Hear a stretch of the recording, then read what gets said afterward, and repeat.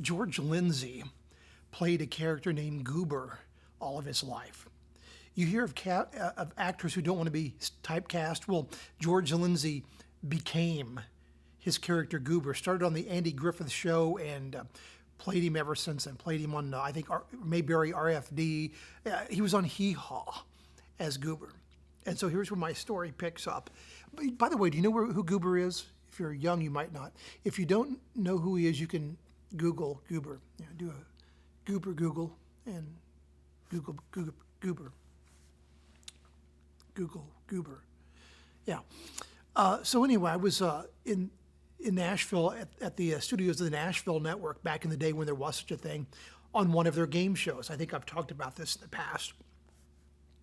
And it was in the same building where they were filming Hee Haw, which was in its last years of running at that point in time. It had kind of changed at that point in time, but we were in the green room with a bunch of people who were trying to get on the game show, and we were all, really concerned about the image we were putting out there and that sort of thing, because we wanted to get on the air and probably taking ourselves a little bit too seriously.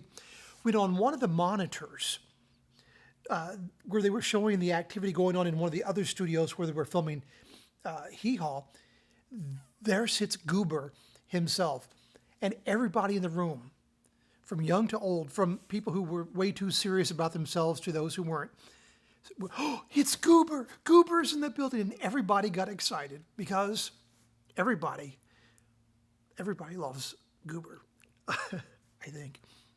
That's my Goober story. You like it? Google Goober, do a Goober, Google, if you don't know who he is. My blessing for you today is that may God bless you with a presence in the room that brings blessing and joy to others. May God's presence be so on you today. May you have that blessing of God's presence on you, that others in the room know that there's something special going on because the presence of God is with you. It'll be a blessing that just goes on and on and on. May it be so in the name of Jesus.